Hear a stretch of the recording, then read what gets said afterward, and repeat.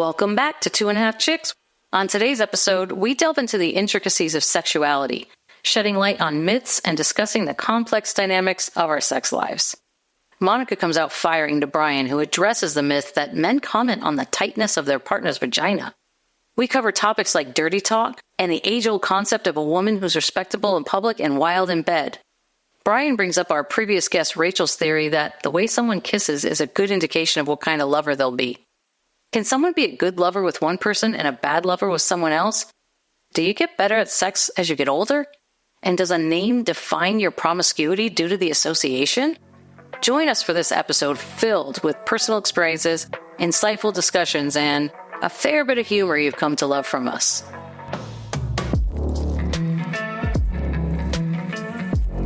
Welcome back to Two and a Half Chicks. It's me, Tess, and Monica, and Brian. Hey! Hey, and today we're here to talk about some philosophies, some concepts, and some myths around the subject of sex. I know. We never talk about sex, but we're going to talk about sex today. It's taboo. We don't talk about it. It's a taboo subject. Yeah, it's terrible. We're morally corrupt. We're too prudish. So we all took some time to jot down some things that we thought would be interesting to talk about. Does anybody want to go first? Monica? Me? Well, okay. Do all men tell the women they're with that their vajayjay is the tightest they've ever had? Oh, interesting. Ooh, wow. Oh my God, Monica, that is a good one. I will say this, not if they ever want to have sex again. You don't ever say anything. You don't say, it's the tightest, it's the loosest, it's not. You don't want to know. You just, it's good. It's good. Why? Okay, why? I'm really curious. Because I'll be honest with you, they all really kind of feel the same, unless it's a Korean girl. That's the only race of people I've ever felt. Oh, I know, it's going to sound crazy. It's the only race of women I've been with that they feel the tightest. Okay. Every Korean girl I've ever been with, it's been tight. Is it because of the way they're built? I don't know what it is, but every other girl just has a vagina. They all kind of feel the same. Huh. Yep, in my experience, that's what I've noticed. So you've never said that to a woman? Hell no, I can't. There's no way I was, that's the tightest pussy I've ever fucked. No, because I don't know if that's trying to, tell them it's amazing or if I'm huge and it's amazing. I don't know who that benefits. I think it's the equivalent of, like, on the male side of a woman saying, you're the biggest dick I've ever had. I mean, emotionally or physically? Yeah, like for ego. I think women should stay away from that one, too. Nobody needs to know where they fall in somebody's experience. But you know what happens, Monica? We never believe you. Okay. You say, oh, man, you've had the biggest dick I've ever felt. No, I don't believe you. That's just my opinion. Well, especially if you're not that big. Listen, Monica, stop. We all think we're huge. Oh, okay, never mind. Yeah, that's a fact. I just think that there's certain conversations you stay away from. Mm-hmm. Okay. Comparison conversations to people in someone's past. And I love the question, though, Monica. I think it's ballsy. That is a great question. Ballsy. Okay. Oh, my God. Because you never know what they're thinking, right? If I say to a woman, oh, my God, honey, I'm not trying to be like, you have the tightest pussy. What do you mean I got the tightest pussy? What's wrong with that? Is that a problem with that? I don't want to give anybody... Wait, if you tell the girl that her pussy feels good because it's tight, that's not bad. I guess But you're not comparing it to someone else. Look, I don't want to run the risk. Okay? I don't want to... Because if it is the tightest pussy I've ever had, I want it again.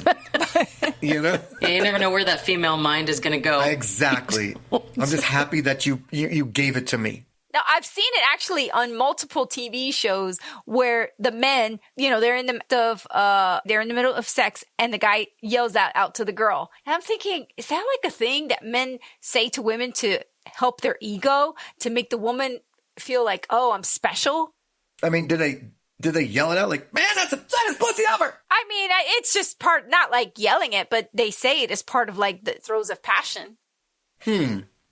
Like, it's not that I haven't said it before, but immediately after I say it, I'm like, oh, shit. How am I going to regret this? Exactly. And are they thinking, oh, wow, well, you think a lot of yourself. Well, you ain't all that. You're like a pencil, Oh, jeez. Or are they like, I don't know. I don't want to run the risk. Okay. I will say I do. I mean, my thing was I talk dirty a lot, And like, I don't even know. It's been so long since I talked dirty. I don't remember what I used to say.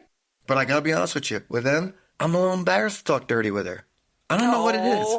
I have no idea. This woman turned me into a completely different human being sexually. I am not the old me with this person. Was it because you were mean? No, I don't want to say I was mean. I was more like aggressive. Okay. Like I was I was a grip tester. Is that what they call it? Yeah.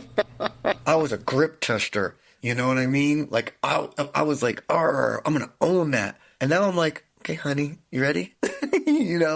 I'm a different person. But is it because of her personality? Yes, it's completely. Yeah. And if she was on the show right now, she'd be the first to tell you, he can say whatever he wants. Mm-hmm. But I got to be honest with you, I can't do it. Now, is it because that doesn't turn her on, or it's just because you find her to be too sweet for it? Yes, 100%. Mm-hmm. It's me. It's all mental with me. I feel like you don't want to hurt her. Hurt her or put her in a mental position. And don't get me wrong, she is willing to do anything. What if she liked it? I don't know. I'm afraid to say anything. Well, that's a conversation between you two, really. Yeah. Unless you don't miss being that guy. I mean, no. Sometimes I want to be that guy, but I always feel like you ever hear the saying when a guy says, "That's what you do with your girlfriend. That's what you do with your wife." I have heard that saying, unfortunately. Right? There's different things. This is like wifey. You know what I mean? Like the other ones are kind of had the mentality. If any husband of mine ever said that, I would kick him. If your husband said to you that you're wifey, you would kick him? Yeah, as opposed to the dirty things he'd do with his girlfriend. Fuck yeah, I would kick him hard. Completely agree with you. What the fuck is wrong with you? Yes. But right now, I mean, like I said, it's wifey. I don't know. To be fair, Emma's like sweet. She's sweet. She's very just sweet. The nicest human being on the planet. I think you probably feel like if you say something mean, it's like kicking a puppy. Yeah, but I'd rather kick the puppy. Oh, so most men's fantasy is to have a whore in bed and June Cleaver in public. That's so many men's fantasy. I have June Cleaver in both spots. Okay. But see, it's not her fault though, because she's not like that. Uh-huh. That was a good question. That was great. You came out firing. You got one to follow it up, Brad? Does kissing make somebody a better lover, like a good kisser? I feel like, yes, that's 100% true. If somebody's a good kisser, then they would most likely be good at everything else. Well, sexually. Everything else meaning sexually, right? Yeah, we're not playing Foursquare. Not in checkers, Monica. But right. Game of backgammon, maybe? Chess.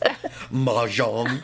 But no, I agree. I think that because it starts with the kisses, right? When you first meet someone, you don't fuck first. You don't grab their titties first. They don't jerk you off first. You kiss first. 99% of the planet kisses first. And then it leads in from there. Yes, unless you're a prostitute. Am I wrong? Did you fuck first? Who fucked first? Who touched somebody's privates first? I think I've done that. I think I've had sex with somebody without kissing. Really? Oh, what are you, a Julia Roberts girl? Well, no, it's just during my phase of, when it was just for sex. Yeah, it wasn't. Kissing is a lot more intimate. You just jumped right into fuck me? I had male experience without kissing. Yes. Okay, like I said, there's 99%. Here we got the one. Well, I'm not saying I did it like every time. I'm like not consistently like that, but I have had that experience. Okay. Brian, when you talked about that trip in Amsterdam where you pretty much walked the whole block or street, did you kiss? I was paying for it, Monica. Different story. They won't let you kiss them there. Okay. Yeah, they all think they're Julia Roberts there too. But I don't blame them because let's be honest with you, even though they're covered blowjobs, I don't want to make out with someone that just sucked the rubber. I'm sorry. Mm-hmm. So yes, I can appreciate what they're doing there. I guess nowadays, let's just say I went to the club and I was dancing with someone. I have to imagine that at some point I was going to kiss this person and think, okay, this is going to be real good. Because if they were like one of those, like, open your mouth and just throw your tongue around, like right away, there's no like ease into it. There's no like, build up. I'm already mentally out of the game once that happens. Then it's probably not going to be that great. When you girls get kissed, I mean, what if some guy just comes in attacking with a tongue? How do you feel? Ill. Exactly. Yeah. I also don't like slobbery kisses. Ugh. I don't like slobbery kisses either. Ugh. Not at all. Exactly. Yeah, it should start and build up. So let me ask you this. Yeah. Can someone be a good lover with one person and not a good lover with another person? Yep. Does it depend on the connection, or is somebody just a bad lover with everyone? Nope. Or a good lover with everyone? I don't agree with that. In my experience, nope. There is differences. Everybody's different. It's the same concept. If you spray perfume on yourself and Monica sprays perfume on herself, they smell completely different. It's the same perfume, but it smells different, right? It's the same thing with sex, right? If you're with that person and you have a connection and you're with that other person and there's no connection, the sex is totally different. Yeah, I mean, it also is an alignment of what you like in sex. Yes. Some people like boobs, and some women like their boobs to be touched, or some don't like it to be touched. Whatever. I'm just throwing that out there. Or how somebody kisses might appeal more to one person than another. Yeah. It's a connection, you're right, but it's an alignment of sexual preferences. Yeah, I think the best sex is when it's chemical. When you feel a chemical connection, that's when the sex is the best. And when you could get over yourself and just think, I love this person, but when I'm in that bedroom, like Monica, like right now, I don't follow my own rules. You know, when you're in that bedroom and that door closes, whatever happens, happens. I'm not following that same concept. You know, I'm like, damn it, where did you go? So if you really like somebody, but you don't have that sexual connection with them to where the sex is good right out of the gate, can you teach someone how to be a better lover, or do you even want to? Or do you need them to be good right out of the gate? You can. I think you can. You know, you have to go in the direction of what do you both like, and telling your partner what you like, and hopefully they like to do it too, or they don't mind doing it. So it's really about, it could be bad right off the bat because you haven't learned each other, you mean? That's fair. I'd say that's fair. But yeah, I completely agree with that. If you don't know someone right away, but you like them, you get it. It's sometimes the sex is going to be, you know, at June Cleaver level. I love that name too. For all you listeners out there, June Cleaver is a mom from way back in the day. But now that I'm explaining it, wow, our average listeners are our age, so you probably know who June Cleaver is. Yeah, very good point, Brian. She was the epitome of the perfect housewife, right? Mom. Hey, they never talked about what she was like in bed, to be fair. Yes, but that whole comment, men wanting a whore in bed and June Cleaver in public, it was really just about men wanting a respectable woman in the streets and a freak in the sheets, right? Yes, 100%. I'm going to be silent right now because I'm having so many flashbacks. Too. I used to date the lady in the street and the freak in the bed. Like, either the last two were the epitome of that. When I say date, I mean seriously date, not the flings I had when I moved here. Well, this is a separate tangent, but I'm thinking about the fact that you're saying men want a freak in the sheets and June Cleaver in bed, but June Cleaver on the street, freak in the bed. But I feel that men, at least, you know, traditional men, definitely want their woman to be a freak in the sheet, but they only want to know that it was with them that they were like that with. Not with a whole bunch of men before that. Most men do. I think a lot of men feel that way, Monica. They don't want to think about... Yeah, so I think it's kind of hypocritical. And I kind of feel like it's getting a little better over time that men are appreciating sexually empowered women, but... But our age group, I felt like they cared about how many, you know, the past of the woman, like the quantity of the woman's past. No way. For me, the more the merrier. Right. And that's the thing. When this concept came around, women were supposed to be only having sex with the man they married. Yeah. So they wouldn't have or shouldn't have had a past. Yeah. This doesn't apply to you, Brian, because you don't. No, I wouldn't have liked that woman. I definitely wouldn't have liked that woman. You want a woman that's broken in already? Oh, yeah. I want someone that's had experiences. I like when you tell me about your exes and what you used to do with them physically. That's my kink. So, you know, with June Cleaver I'm over here with, you know, like, there's not been really a lot of different people to talk about. So it's like, I get told the same two stories, but it's so funny. Like, but here's the thing. I'll be like, come on, baby.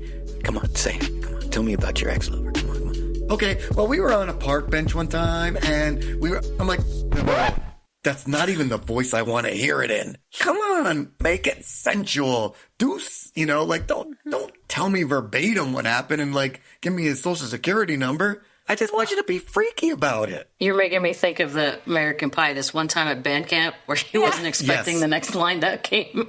That's an awesome line. If you stuck a trumpet up my ass, I'd be appreciative of it. Said he asked me to put a clarinet up my pussy, and I did. But that's how serious she is. My kink is if I ask her, she wants to tell me the story. And she says it in that tone of voice. You're like, just give me the sex details. Yeah, well, we were at my mom's house and we were in the living room and I'm like, I don't want you to tell me like a valley girl. I want you to be sensual about it. Like, oh my God, baby. Like, he slowly slid his hand down my pants and I could just feel his finger tickling my clit. I'm like, yeah, that works. That's what I want. Okay. You should totally do erotic audio recording for a living. Yeah, that's funny. Okay, what else we got? Well, I was along the lines with the kissing. I've always heard the myth that people who dance well are better lovers because they can move their hips better. What do you guys think about that? Well, I could say this. It's more sensual. Like, if I see a white girl dancing, I'm sorry. I'm not interested. But when I see like When are you interested in a white girl anyway? Yeah, you're right. Fair enough. So true. But go on. You're right. But when I see Latinas out there on the dance floor, it's pretty sensual. I'm not going to lie. Mm-hmm. I already have a predetermined thought of what they're going to be like in bed. Right. And that's what turns you on about it. Yes. Because you have your mind made up about it. But I think, first of all, hips moving isn't the only thing that makes somebody sexual. And I know for a fact, for myself, I don't have the confidence to move like that in public. So no one's ever going to see me dancing like that. But in the bedroom, I have plenty of confidence. So is it really about the ability to dance, or is it about whether or not you have the confidence? I'm not sure. Well, I like the ability to dance. I think that's sexual. I think it's sensual. Well, it's because it's visual, right? Well, maybe you're thinking that it would be nice to see her dance in front of you when you're alone. Maybe it's so they're free with their body. Yes, that's fair. Yes, they're free with their body tests. Yep. Maybe that's what it is. Yeah. I gotta be honest, I didn't really do a lot of research on this one. I thought this was off the cuff. But I like where you guys are coming from. How does your life differ if you're sexually active versus if you're sexually dormant? That's one that I was thinking about because, you hear people say all the time, so-and-so needs to get laid. Because there's so true. Right? There's there's like a thought around if somebody's not getting laid, they're going to be more uptight, they're going to be less relaxed, they're not going to be as happy, right? Ornery. You're absolutely right. I completely agree with that. Agree that's real. That's a real thing. So if somebody's sexually active versus not sexually active, what's the difference in their life? I know me personally, I'm happier. I'm more confident. I've got a little more of a spring in my step. Yeah. How many different areas of your life does it impact? Well, in my life right now, if I'm not getting it, it's not because of her, it's because of me. Right. So are you happier or less happy in life? I will say this. If we have sex the next day, I feel a lot better. I feel like the pipes have been cleaned. I feel like it's a fresh new start. Let's start rebuilding them little guys down there and build them up until it's ready to release them again. But I do feel like there's a little more pep in my step. But I'm at the point right now that I don't need to have it every night. I can't have it every night. It just doesn't work. I think that's way. Normal. Right. Not to have it every day at our age. Yeah, it's just too much. So if I'm having it once or twice a week, that's more than enough. I hate to say it like that, but I'm at that point. Well, it's not as big a focus as it used to be. It's not a focus because my job is destroying my brain cells and my penis cells. Well, you can't let that happen. I know. You don't want to let that happen. It's just stressful. It's very, very stressful. It's affecting us. I mean, not in a bad... Look, the love is there and the respect is there, but sexually, it's affecting us a little bit. And I feel bad for her because who wouldn't want this on him all the time? But you have to apply for myself. Well, I think one of the things that makes her want you too is you wanting it too. I think that's kind of another thing to tag on here. I mean, how much can you want somebody who's not feeling desiring of sex, right? It's like, that's kind of one of the things that couples deal with. It goes both ways. Like when a man wants a woman and all she ever does is throw her hair up in a bun and never really do anything and she doesn't really care about sex, guys go kind of crazy. You're right. Ew, she doesn't even make an effort anymore. Yeah, I feel bad because there's times where she reaches over and I'm like, no, stop. I've turned into the woman. And it's not like she's not desirable. It's just that I'm done with the day. I'm completely done with the day. You got nothing left to give. Yes, I have. That's the perfect way of saying it. I have zero to give. But I've been there. Yeah, it's been too long though. So it's a little frustrating for me. I remember feeling like that younger right after I had my kids. That's when I really didn't want it, have anything to do with sex. Just baby crying all the time. Not sleeping all the time. I was just it's mental. I really don't want this right now. Yeah, when you're raising little kids or when you're stressed about a job, your brain is focused on those struggles and those challenges, so you don't have any room for sex. We had this conversation just recently because I was like, I don't feel like I want to go to the casino. I want to go dancing. I'm not dancing. I want to go drinking. I want you to do it with me. We have a 7-year-old.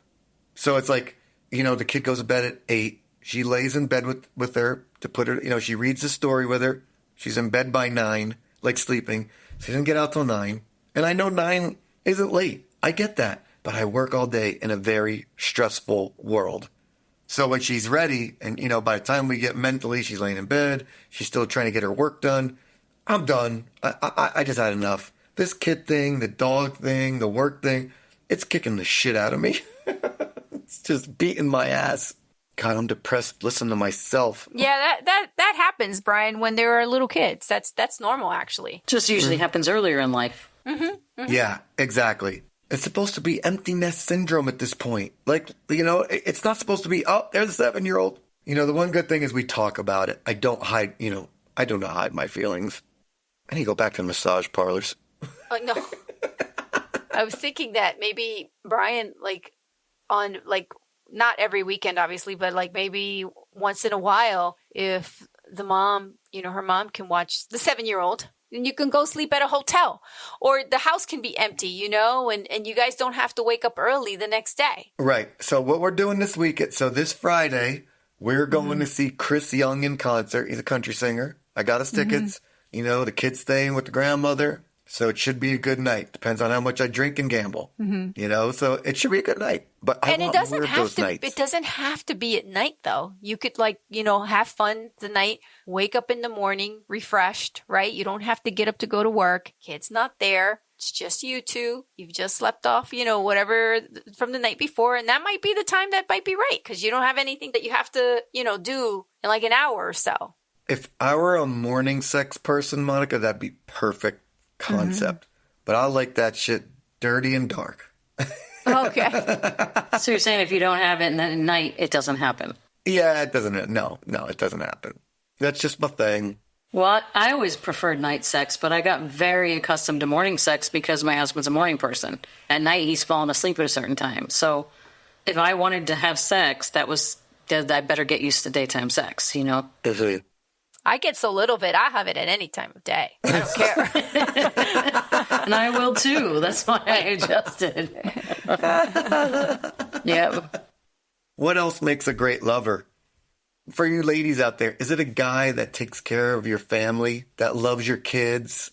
Is it that's just, I'll have breakfast ready for you, baby. Is it the guy who just takes care of you?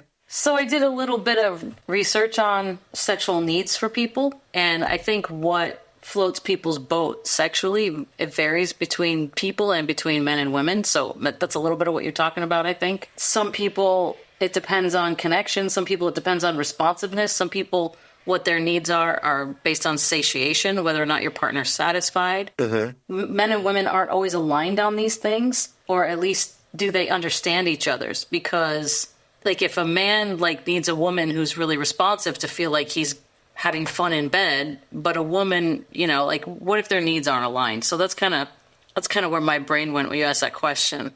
Right. Monica, can you give a less serious answer? Okay. Can you ask the question again? I heard what Tess said, but I was going on and on. Yeah. So what makes a good lover? Yes. Is it a guy, do you like a guy, what if a guy, came into your world and said, your kids are amazing, and, you want to take them out for a movie together, is that your thing, or is it no? Nope. I think personality. That just makes him a nice guy. Doesn't make him a good lover.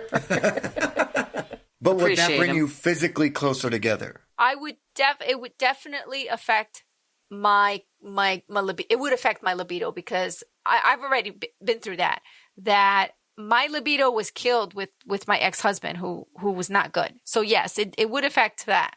Let's talk about your ex-boyfriend who was a jerk about wanting to go hang out with your family. What if that was reversed? What if he was that person and he's like, oh, is your family having that party this weekend? I can't wait to go. It's going to be so much fun. Yeah. Right? It would have helped. It would have helped, right? Because I felt that connection. You're attracted to people that that meet your needs. Absolutely. 100%. Because I was losing trust with him because I knew he was always getting mad about my schedule and what I had to do. So that kind of like killed my trust in him. You kill your trust, you kill your attractiveness? It killed my desire to want to engage, to let myself go, to lose my inhibitions with him. Right. So when you were being sexually active at that point with him, knowing that you were coming to, this is going to sound so horrible. That like starting to, as it's coming out of my mouth, like I'm like, oh my God, should I even say this? Was it harder to get aroused? Or was sex? Sex, I think sex was still sex, but I felt like in moments where I had the most trust with him, when things were best, that's when the sex was better. It didn't mean that I didn't enjoy sex or I couldn't have, an orgasm when we weren't on good terms. It wasn't just the same level of connection. I get it. I get what you're saying. So where would your orgasm come from, Monica? Were you on top? Was he on top? Where would it come from? Remember now, Brian's drinking. He doesn't want serious conversation tonight. Because normally he likes serious conversation. But tonight he doesn't want serious conversation because he's hammered. Because, normally he likes deep stuff, but not tonight.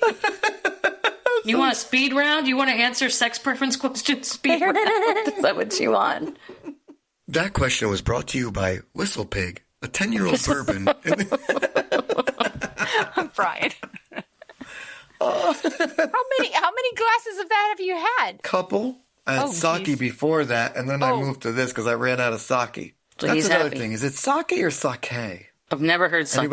I've never heard sake. Sake sounds like pretentious, French. Right? Yeah, French. Sake.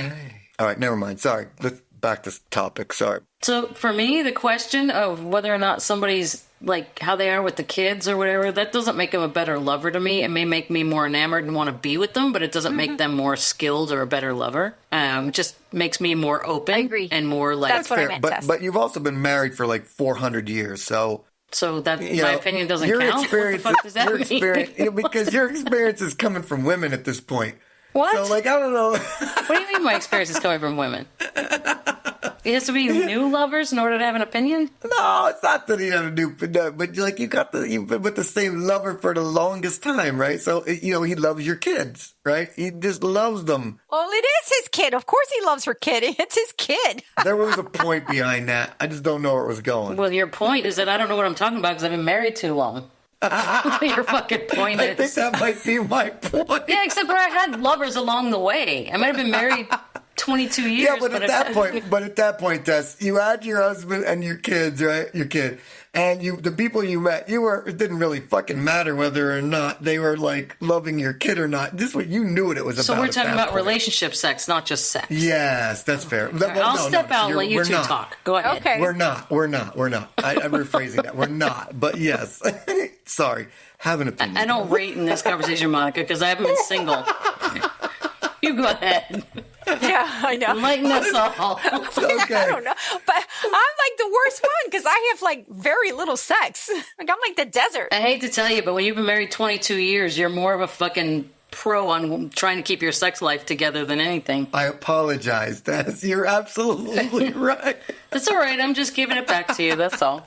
You're 100% right. Oh my God, that's hysterical. All right. What's next? What else? You got another one, Monica? Okay, let's see. Oh, I just had down, going along the lines of what makes you better. I was thinking, as you get older, do you get better at sex? No.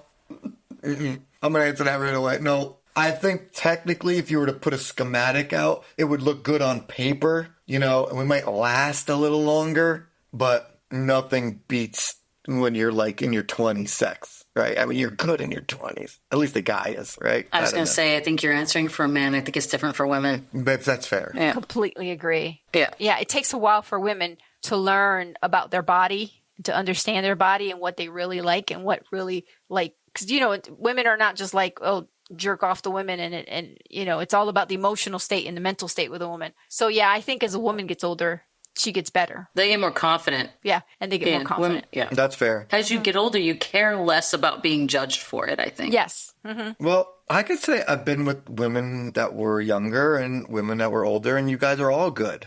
I'm not. Although today, young women are very sexually confident because they're growing up at different times. Mm-hmm.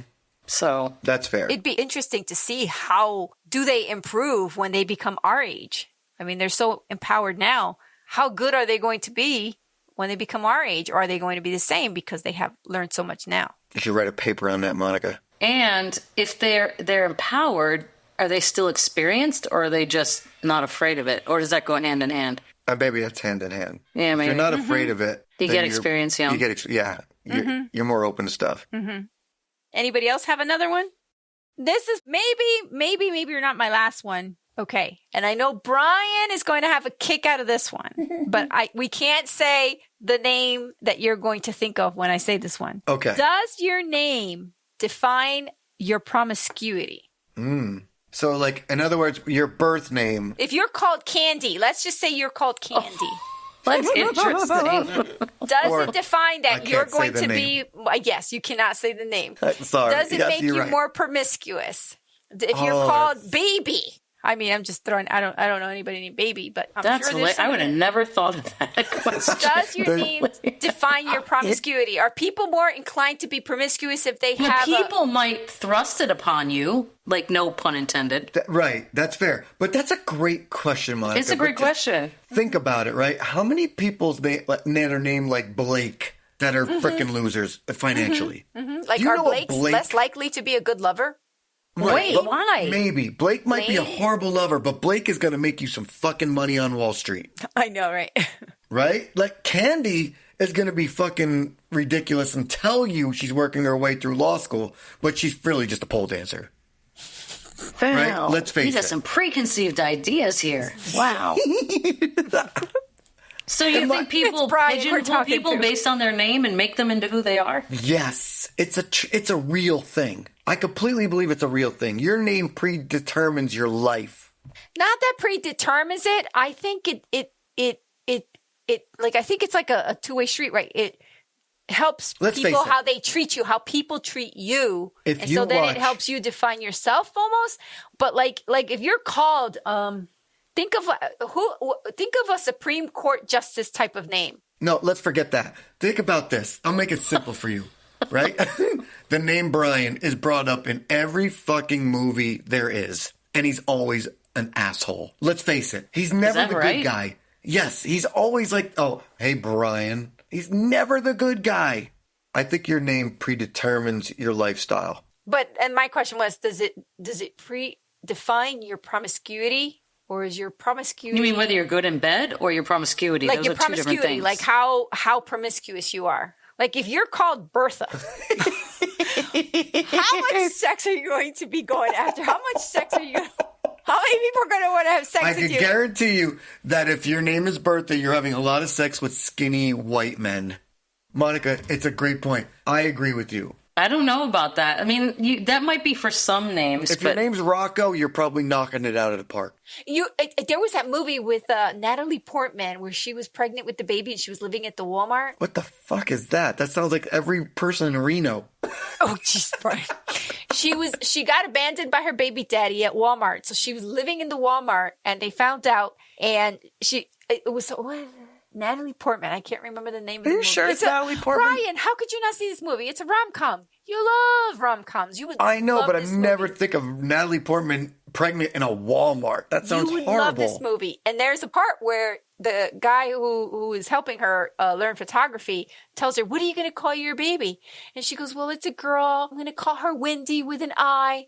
And he goes, you'll do no such thing. Well, I've never heard of it. Okay, but don't you think it's certain names and not every name has a preconceived thought behind it? No, you're right. Fair. They're not fair. All. So there are some names that people can go both ways, right? Yeah. I mean. Tess? I knew he was going to say it. I knew he was going to say it. Go both ways what? Well, either trashy or pure. Because you go both ways with men or women, Tess. Oh, that's what you meant. Come on, Tess. Really? Oh. Well, we were talking about whether somebody's predestined to be promiscuous or not. Oh my God, I got that joke, Brian. I never get jokes. Monica, high five. High five. I'm like, come on, Tess. Think about the state I'm in right now. Well, I really don't think it's based on my name anyways. No. The going both ways thing. But you do? Yes, I do. I don't deny it. We've talked about it at length. So, okay, good question, Monica. I kind of agree with you on some of it. Yes, I do. I don't know if it, like you said, I don't know if it makes you a good lover, but it definitely kind of puts you in a path of life. Like you said, there ain't how too you many get treated, Berthas. I guess, and how you define ain't yourself. Not too many Berthas or like CEOs right now. Or models. Yeah, exactly. There ain't nobody. Yeah, could you imagine? Well, please welcome to the stage, Bertha. Wouldn't people be shocked if she was hot as hell? Exactly. Right? I know. All right. Anybody got anything else? I don't have anything that'll work for you right now. Come on. Look, I'll try to be deep. Okay, I'll try to be deep. Give me something. Give me something. Well, the one thing I had asked was how does somebody increase their sexual confidence if they don't have it? And you're a sexually confident person, or at least you always used to be. So what advice would you give somebody? Oh, that is such a great question, sober. Okay, we'll come back to that. We can come back to that. Wow, that is a mind-blowing, great question. Because there's a lot of people out there that could be great. They just don't know it. They're just not confident. I think the only thing I could think of at this moment is like the same advice I gave Monica. When the door shuts, you have to tell yourself whatever happens in here, respectively, is what happens in here. And when you open the door, you go back to your real life. Mm-hmm. You have to be able to be with someone that allows you to be whoever you want to be in that bedroom or on the couch, whatever it is your preferences. But that's how you become a great lover. You need to find someone that you can say, you can be yourself in front of. There's that trust factor. Yes. Yeah. If you're dating someone that you have to pretend certain things to be around, you will never be a great lover. Mm-hmm. You have to be able to be who you are and let your freak flag fly. That's the only way you'll be a great lover. And don't be afraid of admitting to yourself what you really like. Yes. Yeah, exactly. Well, and what you like, exploring to find out what you really like. Because a lot of people don't really explore, and we've talked about that in past episodes. Really? And that kind of leads me to the last thought that I had was how people are navigating morality issues around sex, so much so that they can't always enjoy it. I think that's a good point, Tess, because nowadays, like you brought up earlier with the kids, I don't think that's going to be an issue in the future because kids are more open now. Yeah, people in general. We've had some younger guests on, and they are from two different backgrounds and two different worlds, right? And they both kind of basically said the same thing. Sex is just, it's sex nowadays. It's not so taboo, so to speak. Until you get into the subject of kink, and then there's still morality issues around it. Even consensual acts behind closed doors are still... Fair. Does anybody have any closing thoughts? That's it. I think it's an interesting subject. We could talk for days on it, probably. Mm-hmm. No, but it was nice. I really appreciate hanging out with you guys because this was fun for me. This was a good night. Mm-hmm. I know I drank a lot. I apologize. Tess, you put me in my place. It was fucking awesome. It was. Well, like I said, you wouldn't have fun if I just sat back and was silent. No, it was great. Monica, closing thoughts before I close the show out. Beware of sexual myths because they may not be true all the time. It all depends on the circumstance. Okay. Well, this is 2.5 Chicks signing off. I'd like to thank you, our 69 listeners. 69, you see where I went there? Remind you to please touch yourself tonight. Feel free to think about me. I don't bite. Pride. Pride. I'm glad you're bringing us out, not me.